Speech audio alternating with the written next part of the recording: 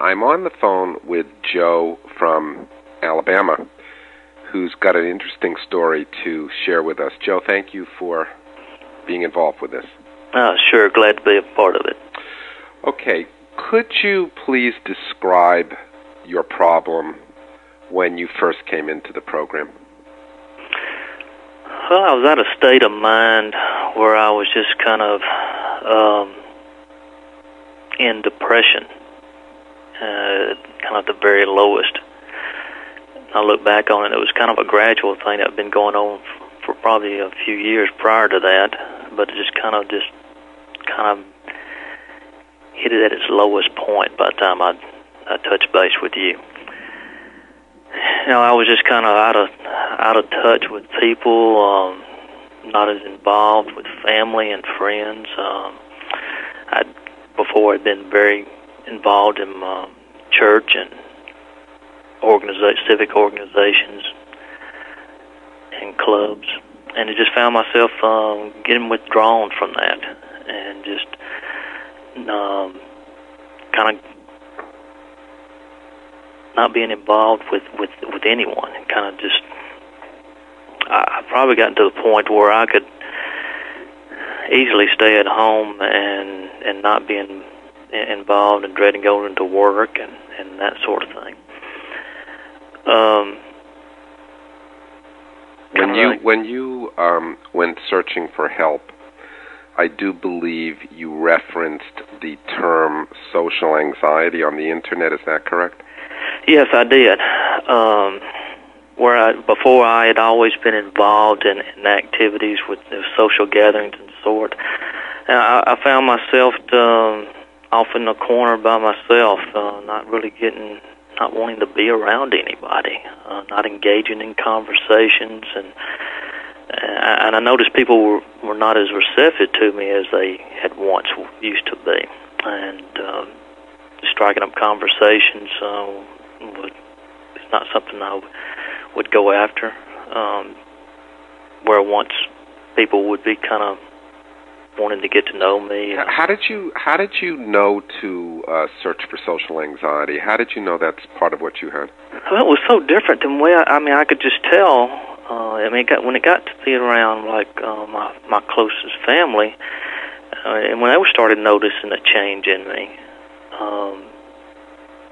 I said, well, there's obviously something going on there, So I started kind of drawing within and started being more observant to, the activities and how I had changed over the years, and was no longer involved in things.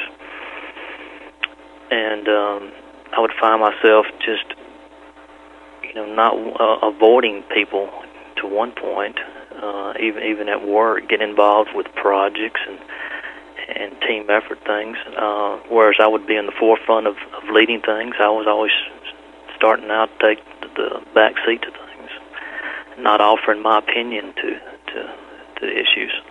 Were you aware of the term social anxiety yourself? No, not really.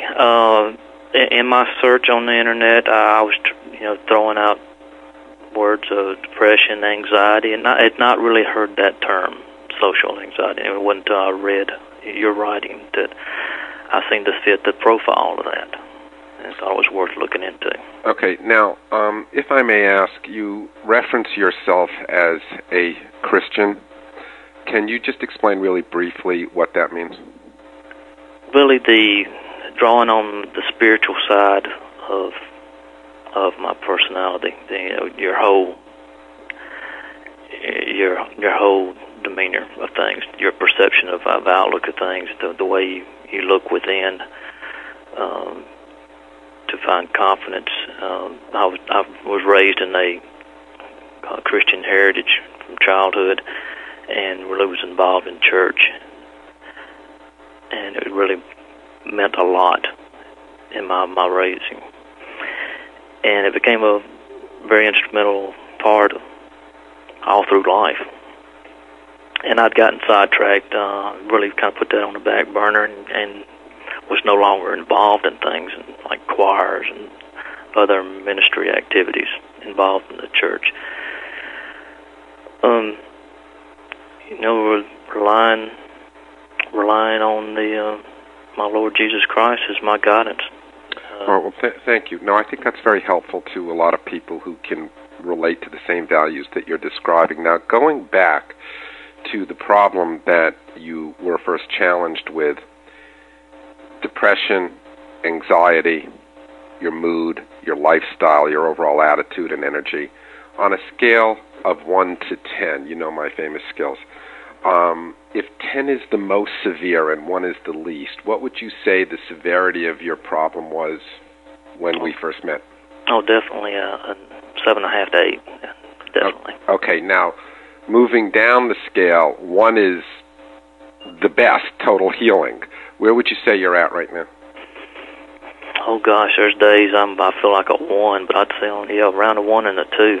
I mean, there's just light years difference, a 180-degree direction.